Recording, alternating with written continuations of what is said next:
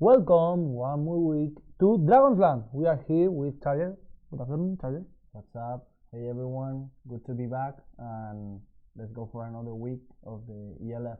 Yeah, I am Santiago Tomasi, and this week it's gonna be a little bit different because we have a draw. Yes, we have a draw. We have a match that ended in a draw with win to Cologne. We will explain that later. But first of all, we are gonna go with the classifications.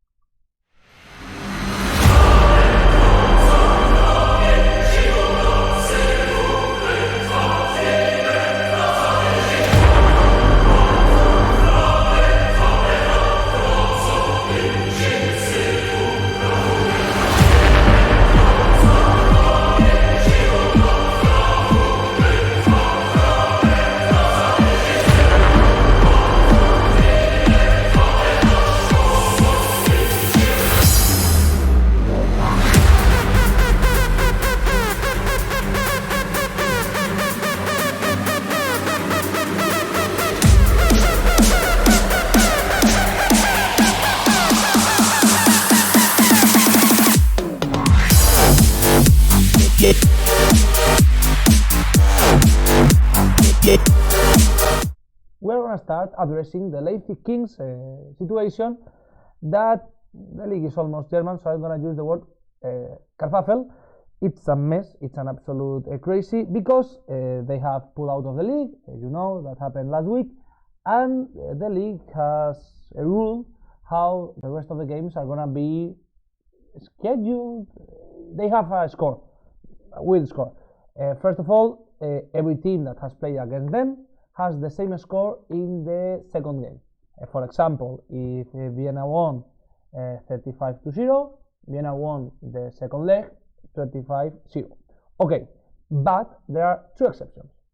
First one is Prague, that they are gonna win the second game like 35-0, like they said last week, because it was in such a short notice that they have to do that decision, and then Enthroners will have reversed their results. They lost of 24 points, now they win second leg 24 points. And the weird part, Centurion haven't played both games against them, so they draw the game 16-16 because 16 is the offensive points by game of Cologne, but they are awarded a victory. Charger, I'm trying to explain this, but it's really bizarre. Yeah, it's hard to explain. I mean, the first part that you explained, I understand what they did there because it's not. I don't think it's that crazy to say, okay, the scores that were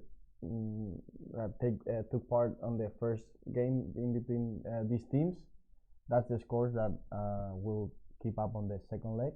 So that's like okay. Okay, normal.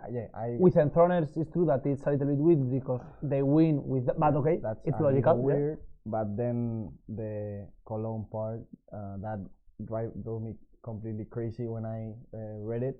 I was like, how is it possible that you, like some reason, you say that the game should end like in a draw, 16-16? That's weird, but then the win will go obviously to Cologne because Leipzig won't even play that game. I don't know, that's a mess. And for Centurions, I don't think it's fair. I don't know how they would have done anything better because the situation is pretty tough for the league. But I don't think it's reasonable to just schedule the game score without both of the games being played between Cologne and the Kings, and just for some reason make up a score 16-16 while by the same time that Prague Lions are winning in a total of 70-0 in both games. So that's like a big difference in scores. I don't know. And I think that the big issue is, for example, Prague, it's true that they lost the first game, so it's only a plus 18 situation. For Vienna, it's a plus 80 situation. But if you get the first game and you give Prague the 35-0, I understand the rest of the games you try to compensate, but for Cologne, it's like, okay, but we wouldn't have a 0 in these two games. we have a better, because the excuse, and I'm sorry to use this, but it's an excuse, not an explanation, they are using is no, because it can change the tiebreakers in the playoff. Okay, it's true, but it's going against Cologne right now. But there's no doubt on that. It goes against the Cologne interest for sure. And there's another issue, that's that the Eastern Conference, the teams that play in the Eastern Conference, they will get an advantage to the other conference because they will have another bye week. So the players won't be as tired when they get to the playoffs. I mean, it's a really hard and complicated situation. But I mean, I guess they did the best they could. The Cologne part is that what really drives me crazy, but it is what it is. We're just here to tell you guys what's going on in the league, and that's what's been said. So. And we are going to start now with the matches. And first of all, we are going to talk about a really good match, close game. Vienna Vikings won 24-21 to Panthers Wrocław. Panthers started really well. They get the biggest advantage in a game against Vienna in home, 14 points difference, 21-7. They get with that result, but in the second half, a very good game of Vienna. They recovered and they won. Another of that weird games that Vienna is playing, that they are playing worse than the rival, but it looks like they are too relaxed, maybe is the word, or too confident in their possibilities. I don't know, but somehow they ended up winning all of those games that were close. And like this time again, it was an unexpected close game between Panthers and the Vikings, because I think we all thought that Vienna was gonna pretty much blow them out. Even though we're seeing again this Polish running back, he scored a couple touchdowns in the first half. I mean, they were dominating Vienna the first half, and no one expected that because we know how good the Vikings have been so far. But anyway, they are still undefeated. They managed to make the comeback on the second half. I mean, even though they had some turnovers in the first half and the defense didn't play as good as they did in the rest of the league, pretty much, they still found the answers on the second half. So I mean, Vienna is still undefeated. But do you think that type of we've seen Berlin game, for example, when they almost lose a game that they have won, do you think it's overconfidence or that they are really having some issues? Because, for example, in this game, in the first half, you see a much better Panthers offense than Vikings defense. But in the second half, you see this interception, it will be a couple more. Vienna looks like the best defense in the league. Offensively, it wasn't the best game of Vienna, to be honest, but they played really well. So I find difficult to see if they are only playing worse than last year, or that they are playing with an excess of confidence, knowing that, for example, Tate was practically a non-factor in this game. I mean, I think that's probably the best take for Vienna in this game, that they managed to lock Tate, and he didn't go out as he did the rest of the games, pretty much. I think he still got a touchdown, if I'm not wrong, but that's like a bad game for Tony Tate, I guess, to score just one touchdown. Less than 100 yards is an awful game for Tate. So, and I think it was a pretty solid game by the Panthers. And Vienna, I think I'm with you a little bit. I think we've talked about it before. They got a little overconfident this season, and I think somehow at some point that's gonna pay off, and they will probably get their first loss. But it's impressive how they managed to still come back on a tough situation. And I think they rely too much on the running game. Because when the game started going the Panthers' way, they still rely on their running game to come back, and that's not the ideal situation. But that running game, when it starts going, when it gets going, it's hard to stop. And I mean, I love to watch Vienna running the ball. But yeah, I think that overconfidence is gonna make them struggle at some point. I think so. And we're gonna go with the next game. The next game was a defensive battle. It was a Ryder Tirol 17, Barcelona Dragons 3. We were both in the stadium, and we see a much better Barcelona Dragons defense. We saw Andy Vera interception, Luke Lena interception, a fumble recovery, but offensively a really bad game for Barcelona. Only 2 first downs in the first half. In the second half, they have the injury of Connor Miller. Alejandro Pacheco played. Alejandro Pacheco played as the QB. He did a good job running the ball with a double option and QB option, but at the end, not enough to win a good Riders team. But they looked really, as Vienna, like they were only. Yeah, I think they were a little sore, let's say, from their last game against Vienna. Yeah, they were both teams. They were slow on the first half for sure. The offenses couldn't get going. I mean, at the halftime, the score was just 3-0 for the Raiders. So that says a lot about the offensive game by both teams. We're watching now the Andy Vera interception, but yeah, once they got to the 2-yard line, then this happened. This fumble is.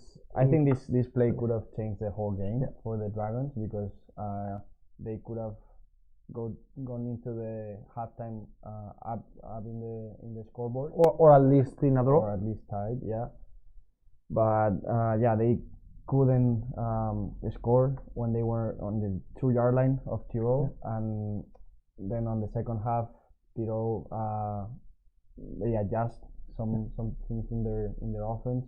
We're watching now this return by McClam. That was an absolute beast. Again. Yeah, but it was a really tough game for the offensive, for the special teams of Raiders, because we see, I think that in the first 5 punts, 5 were muffed. So it was really weird. This was an amazing run by McClam, who also, the punter, make a great tackle. Panther that also made the biggest play in Dragons offensively with that fake punt. So I think it was a good game for the punter, but it was I think it was strange for Raiders all the game. It was really weird. It was just I think a transition game for them. I think they weren't at their best level. We saw Gustav again with 2 sacks and I think 2 forced fumbles. Exactly. He was a beast again. I have to say that the 2 forced fumbles, one of them, you can blame Gustav or you can blame the QB, but okay. Yeah, but he's still up on the on the sack leaders board. Only down. The only player that has more sacks than him is Kyle Kitchens, of course. As always. Yeah, I mean the Raiders. I think they kind of knew that they could shut down the Dragons offense, and once they managed to put up some points on the board, the game was pretty much over. I mean, it says a lot that the Dragons offense was better without Connor Miller. Yeah, and talking about that, it's more or less confirmed. It's not 100% information, but Carlton Aiken Jr. will be next Dragons QB. He's a Pace University QB. I have seen 1 game of him. I'm gonna be honest with you. He's a dual threat QB. And Connor Miller is allegedly, we don't know, put in the ER because he ended the game in crutches with an injury in his leg. We don't know the extent. Well, I'm not a huge fan of the dual threat QBs, but it's true that what we have seen about Pacheco, maybe it's a good option for Dragons to use that kind of QB. Yeah, I mean, I think if that's confirmed, I think they would have to change pretty much the whole playbook because Connor doesn't run. We all know he's a pocket passer, so they will have to change pretty much every play on offense. But yeah, I mean, the offense worked better against Tirol with dual threat quarterback as Pacheco is. So maybe this is a good turnout of the event for the Dragons. I don't know. We'll see, I guess. But I mean, if they can place Connor in the IR, that's good news, I think, because if this quarterback doesn't go as planned, then they can just put Connor Miller back in the starting position, and that would, I guess, maintain their level. But I think the Dragons, they are in a situation that they can take a risk and they can try to change the whole season by signing a new quarterback. So we'll see. I'm excited to see what happens. Yeah. And the next game we have is Prague Lions against Berlin Thunder. Berlin Thunder absolutely obliterate the Lions. We have seen 2-3 weeks of a good Lions game. Italy, the game starts with a kickoff that is returned and Thunder ahead. Tough game. Thunder played really well. I think that they are one of the bright spots of the season. We have seen that Lions have fought, that Lions have made some good games. They show courage, but it wasn't a good game for them, and it was so clearly a loss for the first minute, more or less. Yeah. I mean, we saw Aaron Jackson. We have to give him a shout out since the first play of the game. MVP of the week. He had like what was it? 2 touchdowns. 2 offensive touchdowns, 2 special teams touchdowns, and I think it's 392 yards. All purpose yards by a single player. I mean, amazing. He went off, and the Lions, they were in a tough situation because Berlin, they have been solid all season long, but I expected more from them this week. We were seeing the improvement. We have to say that defensively they play really well. They get like 4 to 5 balls returned. We have seen the fumble recovery that ends in a touchdown, but it's true that the rest of the game it was the offense. I mean, once the Berlin Thunder stopped the running game by the Lions, their passing game it wasn't there at any point of the game, and you can win a game obviously if you're down by that many scores and you can pass the ball, then it's over. A lot of pressure on the Lions quarterback. I mean, nothing else to say. It's just another Berlin solid game, solid victory, and the Lions, they don't quite get to the point that we expected, I think. Yeah, I think that this week it was Enthroners didn't play, so that pull out one of the worst rookie teams. But they were the disappointment of the week because we will talk later about the amazing, I don't know if to say amazing, but a good Sarts win, the Guards win, against Sarts. We can talk about Paris doing a good game, and they were like, they and Siemens were like the worst teams of the rookies this week. Yeah, I agree, because I think we were seeing an improvement on the Lions, and this week, even though on defense, on the defensive side, 4 or 5 recoveries are a lot. You can say, but a lot of turnovers that they created. But when you can score, even though they were in good situations all game, that's just like that kills a whole team. Because and I am sorry, but I can't understand, and I will never understand how it's possible that we have seen so many Hail Marys this week. All of them going like 10 to 15 yards shorter, except the Raiders one that it ended in an interception, but in the end zone. This kind of Hail Mary, it was like 10 to 15 yards short. It was really weird. I don't know. The quarterbacks in this league don't quite have the arm. No. I don't know if they just made some bad throws, but it is a funny fact that they didn't even make it to the end zone on the Hail Marys. And I mean, I'm so hyped with the Berlin season. You guys know they can enter in right now they are in a playoff spot, but right now they have. It's true that I think it's gonna be Thunder Panthers, right, in that conference. But with the with the King situation, Enthroners, Lions, and Cologne, I think that both teams have a fighting chance right now. Yeah, I think so. Especially, we'll mention it later, but after the sign of AJ Wendland for the Panthers, that can make a big difference for them in the season. We know how good the American linebacker is, so I think it's gonna be a close race for the playoff. That's gonna be a really fun race. I think so. we're gonna go with the next match. The next match, it's a match that if you only saw the show card, it looks like a really good game, like an amazing game, because it was Munich 56 against Milano 37. The truth, it wasn't a close game. It was an amazing first half of the game for Raven, playing a really high level offensively and defensively. And in the second, they relaxed. They let Milano scored 29 points. But at the end, it was a showing that Munich is the real deal in the new teams. Yeah, of course. I mean, yeah, when you see the scoreboard, as you mentioned, you think, oh wow, this was a close, fun matchup. But really, the Siemens, they put up almost 30 points on the second half. So that means they only scored once in the first half, and Munich was all over the field, defensively and offensively, because they scored almost 40 on the first half. I mean, that's just insane how good they were.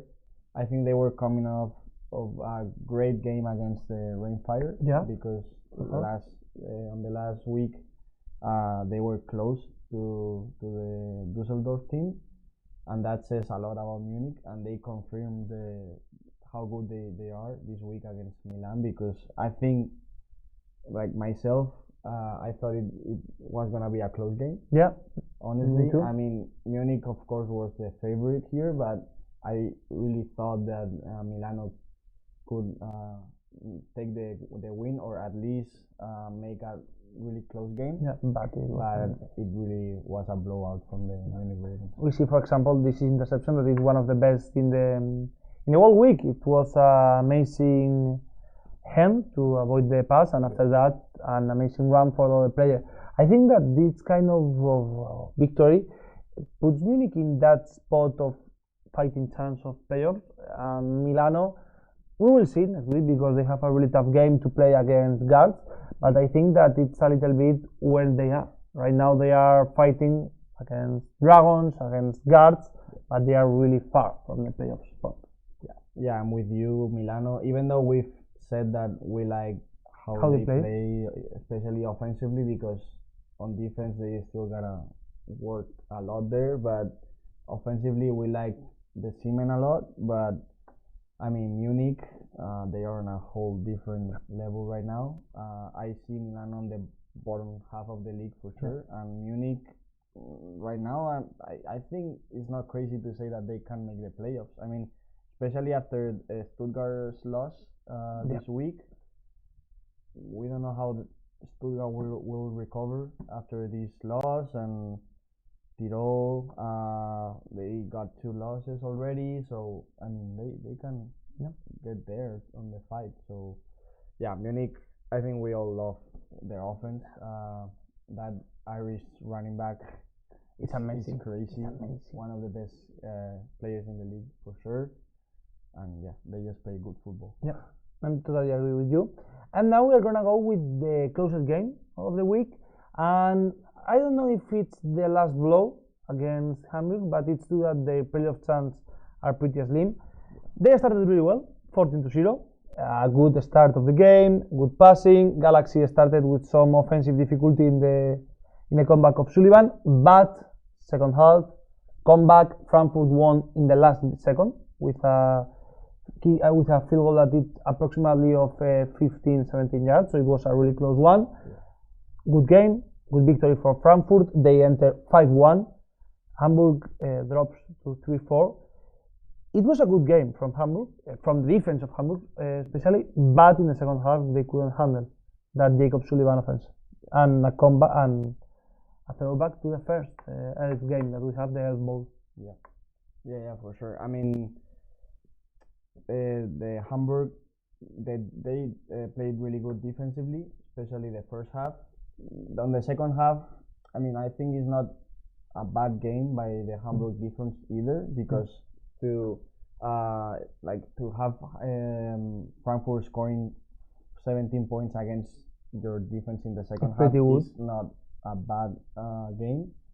But the problem was the Hamburg offense on the second half, I think, because when you're up by 2 scores, 14-0, and then you couldn't score a single point on the whole second half, And it's that hard to win that a was game. another Hail Mary that received the player 20 yards. Yeah, Sorry. yeah, that's crazy. Yeah, I mean Hamburg, they are a good team. We've talked about it the whole season long. They put up a fight again, but they are on a tough spot right now. 3 and 4 out of the playoffs. 2 weeks two out of two the playoffs. wins. It's starting to look a little ugly for them. And yeah, I mean they did play a good game, but as I said, when you don't score a single point on the second half, it's hard to win a game. And we have to talk also about the game management of the Frankfurt Galaxy, of the clock management especially, because they did an amazing job. They had two really long drives. Well, one really long drive and one 2 minutes drill, really good. And I think that was the final nail in the Hamburg coffin, especially because they failed to score the first extra point. They have to score a 2-point conversion. They did it. After that, the field goal. I think it's a pretty solid argument from, especially from Sullivan, that it was, I wouldn't say that question, but it's true that the second QB played really well. So I think that for Sullivan it's a really special feeling. Yeah, his start was a little slow for sure on the first half. They didn't score a single point on the first half, the Frankfurt offense, but then Sullivan, he could get going on the second half. He started to feel a little more comfortable.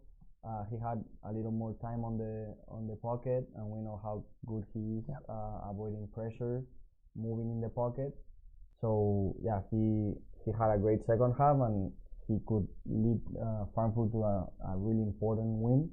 And they have a 5 weeks winning streak. Yeah. So that's crazy because remember that they started the season 0-1.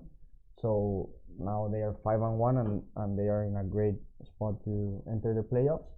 And I think we're seeing a really good Frankfurt team, especially now that Sullivan is back. And I think he's gonna go up from here. He's just gonna get better. So I think that we don't talk about him a lot because at the end he's a player that we have seen before and that we know that he's really good.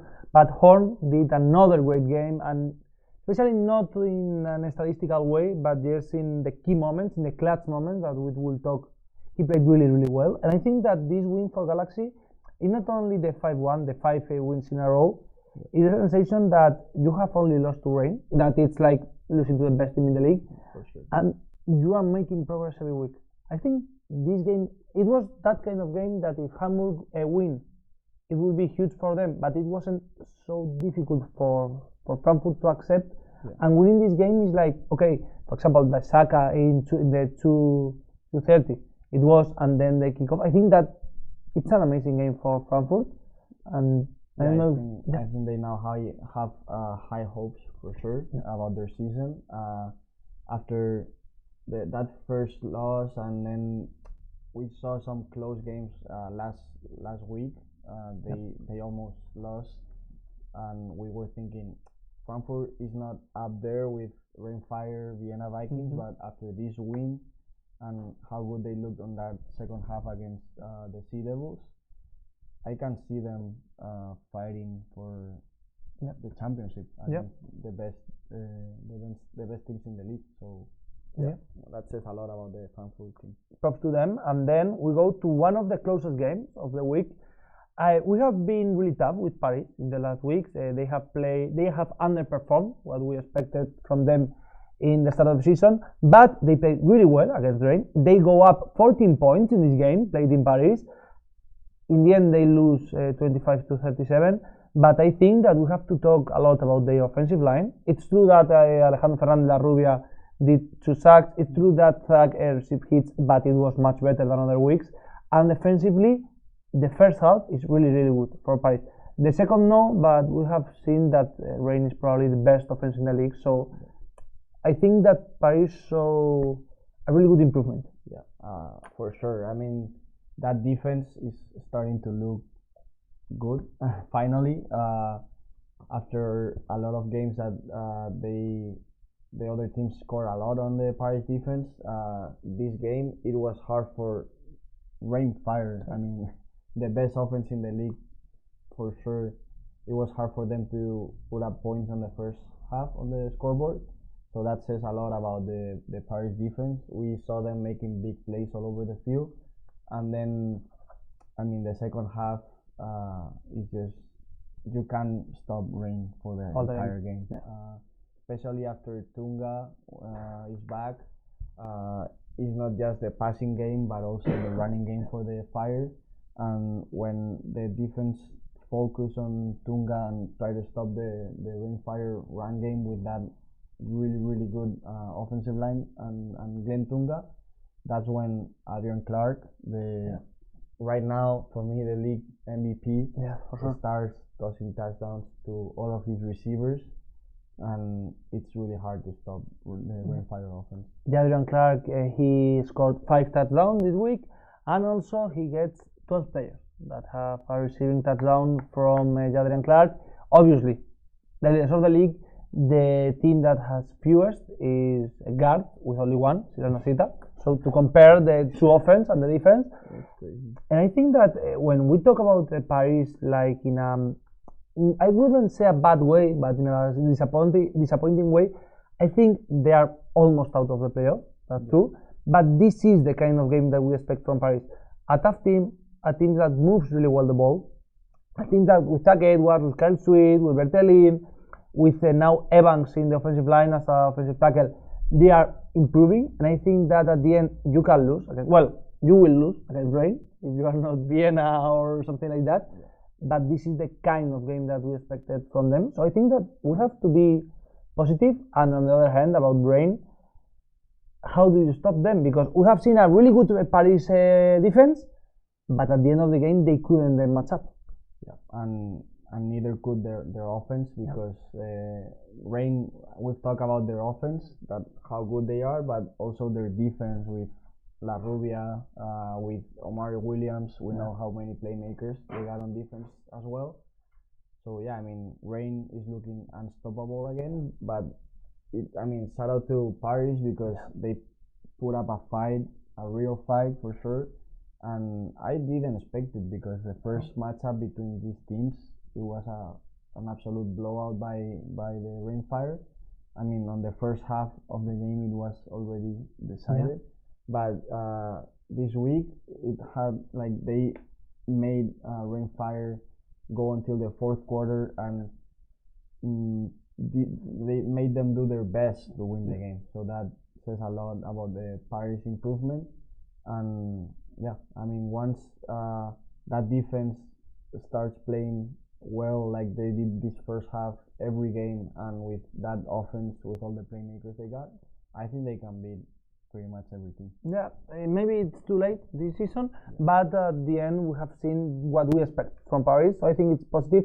Obviously, about Rain, we are starting to get out of compliments to them, because it's amazing, but a good game, a good victory for Rain. Obviously, they are right now the first team that can clinch a playoff spot.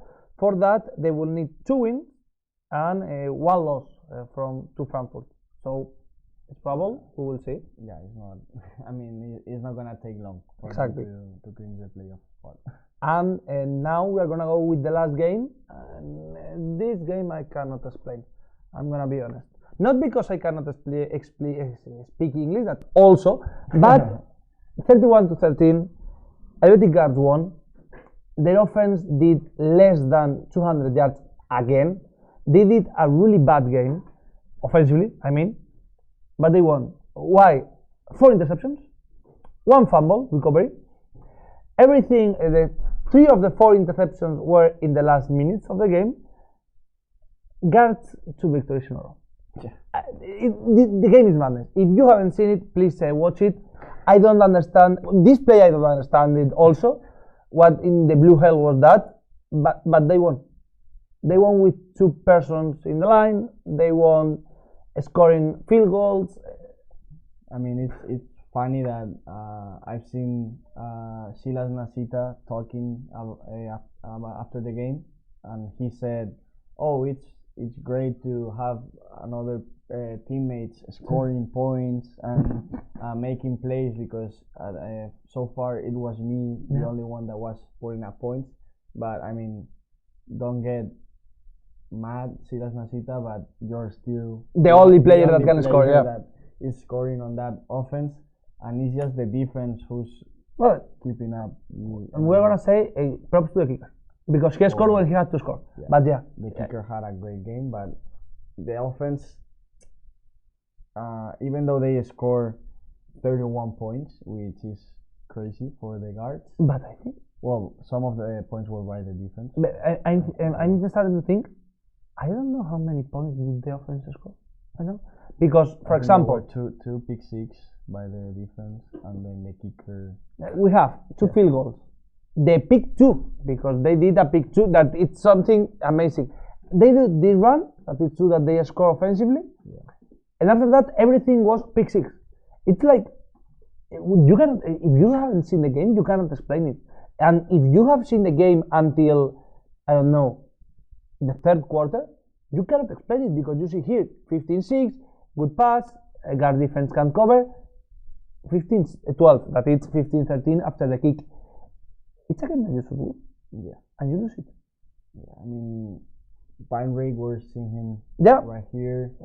The search quarterback, he had a terrible game. One of the worst in the season. 4 interceptions, 3 of them I think on the second half. That led to 2 pick six, and you can win a game with those stats by your quarterback. But yeah, I mean, Nasita, you're a great player, but don't fool us. You're still the only player that you guys got on offense. Yeah. And you can, I mean, you can have that interception in the 40 of guards and end up like this, because it doesn't end up like this. Another pick six. Yeah. Shout out to Mathieu Bert here, the French player. I think he just came back from the CFL. So he's a great player, great addition to that defense, and I think he's leading right now the league in interception. So he's a baller. But yeah, I mean, for the guards, I'm happy for them that they've already won 2 games in a row, but they are not a great team yet. You can expect to win games only by scoring and making interceptions. You have to have an offense that scores too. So we'll see. We'll see what the improvement that they keep having. But I mean, terrible game by Stuttgart. Yep. The defense did what they could. It wasn't their best game, but when your offense puts you in those really hard spots, hard situations, it's hard to stop a team the whole game long when they are every drive in your red zone. So it wasn't a really bad game by their defense. Again, they did a good game, but offensively it was just a mess. Yeah, it was one of the weirdest games. With this, guards get 2 wins. And we have talked about all the week, but we have to talk about something before passing to the other teams. First of all, in Stuttgart, change of QB, we will see Kenjade Hallen Jr., the Kings QB. Yeah, I don't get it. It's not familiar. Yeah, I don't get it. He played in a poor way, I'm gonna be respectful, and now he's the QB from one of the leading teams in the season. I'm not sure why they bench. It's true, it's an awful game of Weinreich, but I'm not really sure why you bench him. I mean, what it's crazy to me is that if you wanna bench Weinreich, Okay. I'm okay with that after this game that he had, but why? I mean, I don't understand how they didn't find a better quarterback than the late pick former quarterback. We saw. I mean, it's true that the Kings O-line was bad all season long, and Schultz has a better. He didn't have time on the to throw to make his reads, but what we saw from him, he's not a great quarterback. And if you wanna enter the playoffs, if you're Stuttgart, I mean, don't forget that Stuttgart was unbeaten before this week. They were 5-0, and they won. Like we all were thinking that they were gonna make the playoff for sure. They were gonna be the conference champions.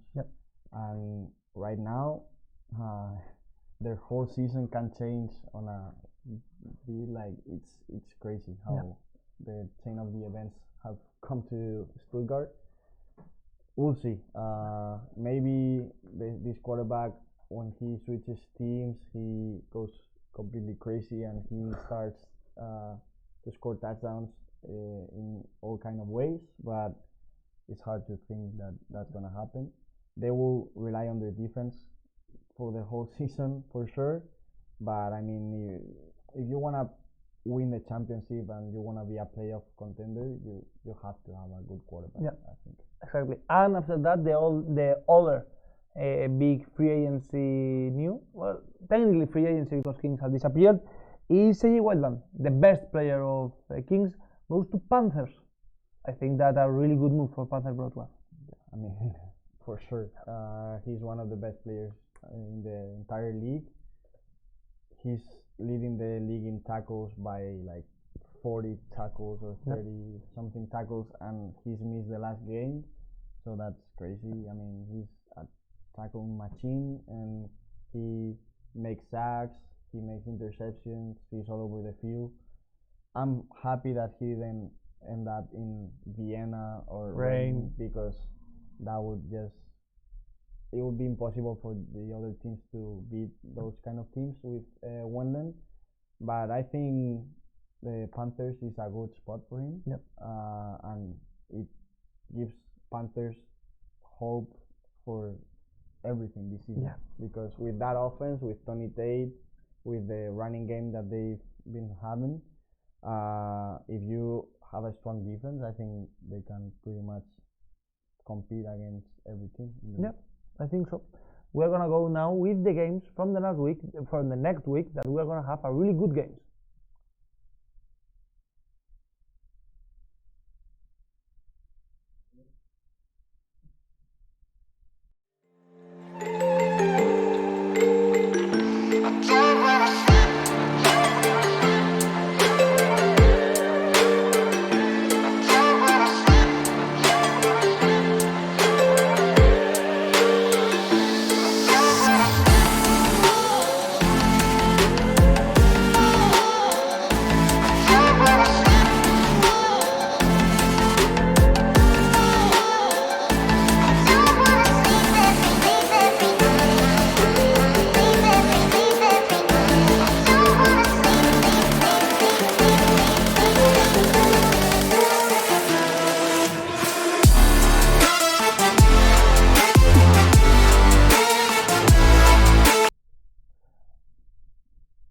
And now we're going to start with the first game, that is the Tirol Riders against Munich Ravens. I think that Raiders are the favorites, but Munich is doing a really good job, and if they want to enter in playoffs, one win here will put them half game after Tirol, so it would be a really good starting point.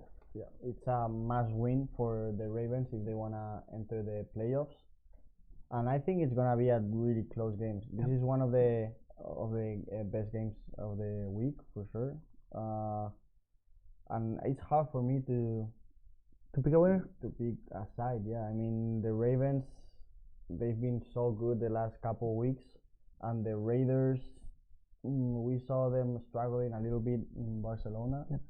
So I'm not sure here. I think the Ravens can shock the league and get a win against the Raiders. I hope so. I think that I would like to Munich have a win, but I think the favorite is Raiders. So let's see. Yep, I think it's gonna be a fun one. And the second game that we have is Vikings against Thunder. Vikings clear favorites, but they have struggled in the first game against Thunder and last game. Thunder, on the other hand, good team, fighting team. It's true that right now they are not in the level of Vikings, but I think they can make a run for the money. They can fight the game. Yeah. I mean, obviously Vienna here is the favorite. I mean, no one is gonna argue with that. But yeah, they almost lost this week, and Berlin, they are on a great game winning streak. So maybe this is the one time that Vienna finally gets what they deserve, what they've been deserving for a few weeks, and they get their first loss. I don't Yeah. know. I think Berlin has a shot here because they've been playing a really good football, and Vienna has been struggling, as Yeah. you were saying. So let's see, because it's gonna be a really good game. And after that, we go to a weird game. And I really mean weird, because we go to the Helvetic Guards against Milano Seaman. Guards 2 wins in a row, both of them with an awful offense, and I'm gonna say it awful because it is, against a Milano that has a really fun offense to see, a defense that struggles a lot against a passing game. And I think it's weird because I think that Milano is the favorite, but Helvetic is obviously in a better run. Yep. It's a weird game. It's a really weird game. It is. I still think that Milano here is gonna take the win.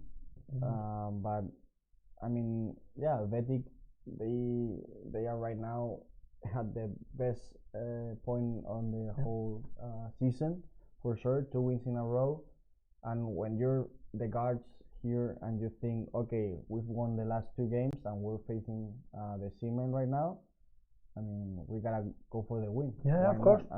But I think for Milano here is just a must-win situation. They can't lose these kind of games against the rookie teams, because if we've been talking about Milano, if you wanna be a good, solid rookie team, you gotta win this kind of. You gotta win this kind of games. And obviously, it's irrelevant in a competitive way, because ending 16 or 15 or 14 doesn't matter. But with the issue of the Eastern Conference, that Enthroners is gonna get at least a win, and then they are gonna fight Lions for the second win. Right.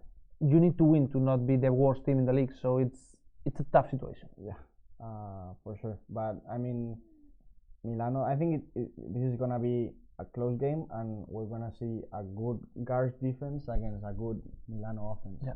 And as well, a bad Milano defense against a bad Milano Guards offense. So yeah, this is gonna be an interesting one as well. Yeah. And we're gonna with the next game. The next game is a weird one, because obviously Stuttgart is the clear favorite. They have one more game, they have played better, but 2 new QBs, in a game strange, because Schurz is so powerful on offense, but on defense. But right now we have a lot of doubts about their offense. And Vikings and Dragons is getting better at defense, but at offense they are at the lowest point. I think that Schurz is the favorite, but it's a weird game. I know. Yeah. For sure, as you were saying, a defensive game again for the Dragons, as it was last week. They gotta make a lot of big plays on defense. They gotta make a lot of turnovers to try to get the win against a good Schurz team. I mean, it's true that they lost this week, and it was a tough loss for them. A terrible game offensively, but the Schurz are a good team. We've seen them won 5 in a row. They are still on first place in the conference, so I think this should be a pretty easy Schurz win. But we'll see. I mean, it is true that we don't know how the quarterback will play, and we don't know how the Dragons quarterback will play either. So a lot of ifs. A lot of ifs in this situation. Yeah, for sure. Interesting game. Yeah. Weird game, as you were saying. And if I had to pick a side, I would go for the Schurz. Yeah. But let's hope that the Dragons' new quarterback turns out really well for them, and why not take the win? Yeah. And the next game, it's one of the most loop-sided games. Rainfire against Cologne Centurions. Centurions are having a good defensive display and bad offensive display against Rain, that is the best offense in the league, and that we have seen that, for example, Ella Rubia is getting more and more sacks, that they are playing really well. Omari Williams. I think this is the most one-sided game of the week, and I think that Rain is gonna win with a lot of difference. Yeah, this is an easy one. Yeah. So far, the only one that it's easy to pick aside, and I mean, yeah, Rainfire. I'm sure they will get their 8th win in a row. They will stay undefeated, and it's gonna be a tough game for Cologne. especially defensively they are a good team, but we know how hard it is. We've seen Paris defense play well this last week, but we know how hard it is to stop the Rainfire offense for the entire game.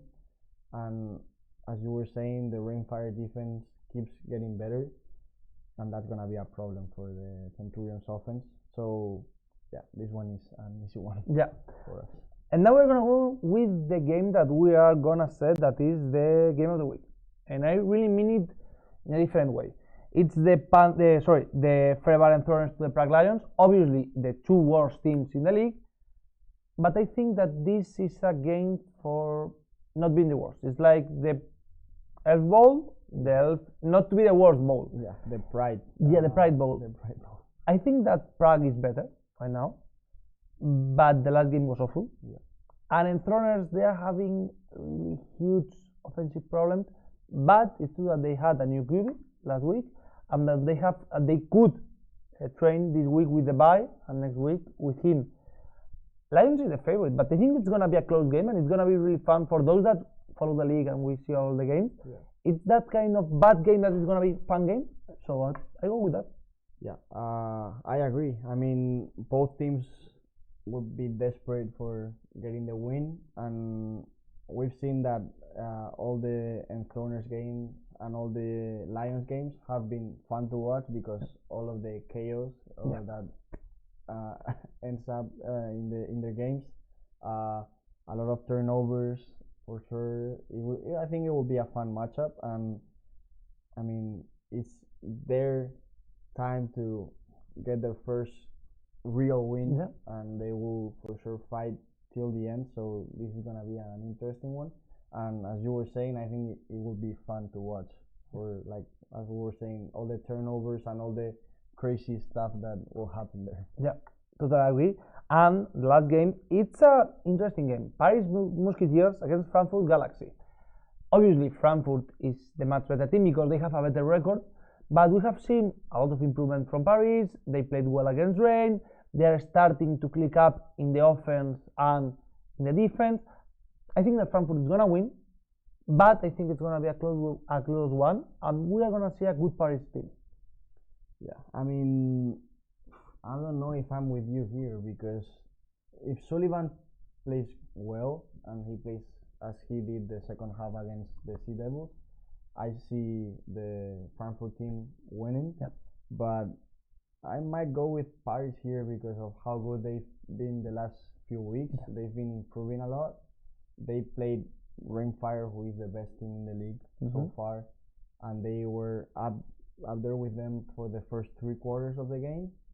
So I wouldn't be shocked if the Musketeers take the win here, and I'm excited to see this one. I think this one and the Ravens Raiders game is the game of the week for sure. So really excited for this one. Yeah, and we are gonna talk obviously about another technical game that is gonna be disputed. We know the result. Panther Wrocław will win 31-6 to Leipzig Kings. Another time they played the first leg.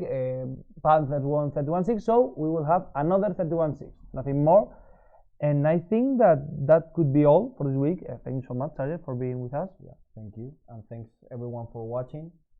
See you guys next week. Yeah, remember that you can follow us in Twitter, in Instagram, in Twitch, and in YouTube. Obviously, we talk in Spanish, but you can give also a try to our Spanish version of this program. And that right now you will see all the touchdowns of the week. For me, it's a pleasure. Until next week. See you. We go 60 minutes of American football on the way. Loading, strike with the lyrics like I'm bowling. Keep pushing on, keep rolling.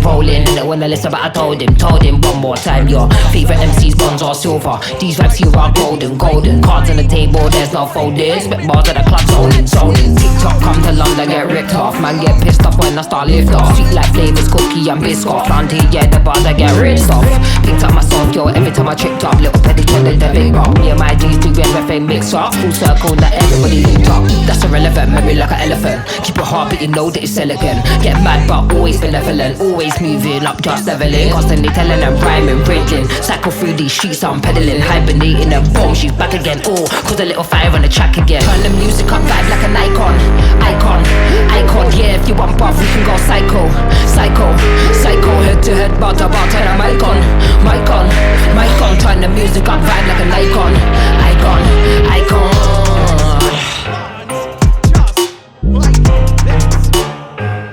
Icon, icon.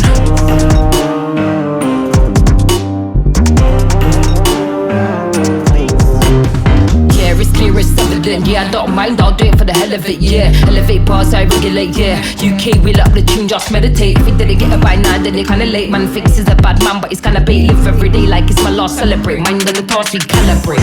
Loaded, loaded, strike to the lyrics like I'm bowling, bowling. Keep pushing on, keep rolling, rolling. Didn't wanna listen, but I told him. One more time, your favorite MC's bronze or silver. Too bad these vibes here are golden. Cards on the table, there's no folding. Spit more than I can't zoning. That's irrelevant, memory like an elephant. Keep it hard, but you know that it's elegant. Get mad, but always benevolent. Always moving up, just leveling. Constantly telling them rhyming, riddling. Cycle through these streets, I'm pedaling. Hibernating them boom, she's back again. Oh, cause a little fire on the track again. Turn the music on, vibe like an icon. Icon, icon, yeah, if you want buff, we can go psycho. Psycho, psycho, head to head, bar to bar, turn a mic on. Mic on, mic on. Turn the music up, vibe like an icon. Icon, icon. Who's the icon? Who's the icon? Quarterback. Icon, icon.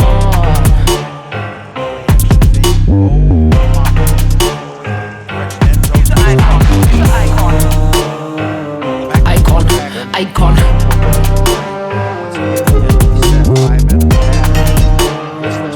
Icon, icon.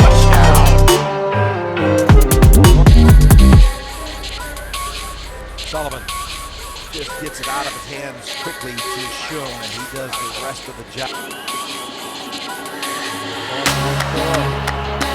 Play deep, he's got a man streaking out of the end zone, and it's a touchdown! Too easy for Anthony Mahungu. Edwards. End zone, it's caught for the touchdown! The Rose!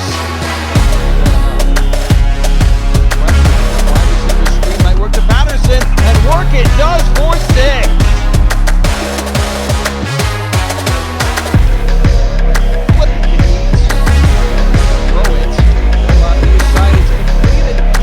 Goal line, yes he did. 2-point conversion. Line 1. Edwards will score. And Harris back in front. Goes undefeated fire.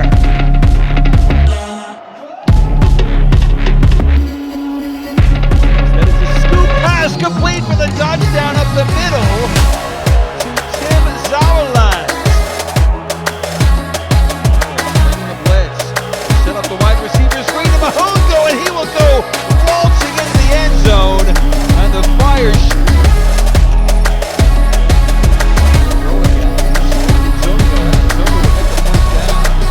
will stay on his feet, and Tunga to the pylon for the touchdown. Woods throwing and completing to LaRose for 2. Chris Helbig on the quarterback keeper. Second, the option puts it all out. Trusty touchdown, Panthers. And we talked about the young. Oh, and an interception. This could be a house call. Bender has just got the quarterback to beat. Now he's going to turn on the afterburner. Scamper into the end zone. Daniel Bender. 2nd and 10. Give Justin finding some daylight now. First down yardage and more. It's going to be a sprint to the finish. Krzyzewski off to the races. Touchdown Panthers. Oh my.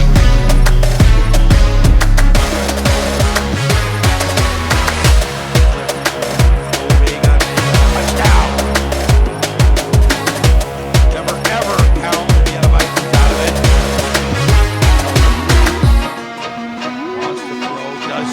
the end zone.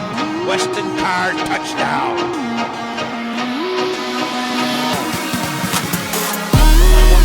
The pass is caught for the touchdown by McClam.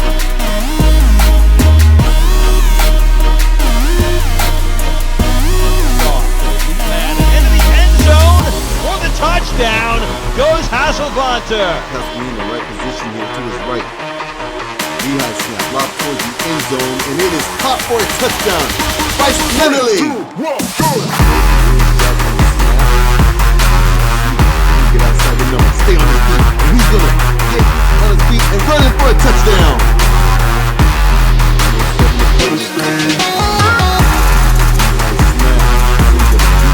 Up the field, and it is over the shoulder and caught by Stewart Jr. for a big touchdown, and here comes his green.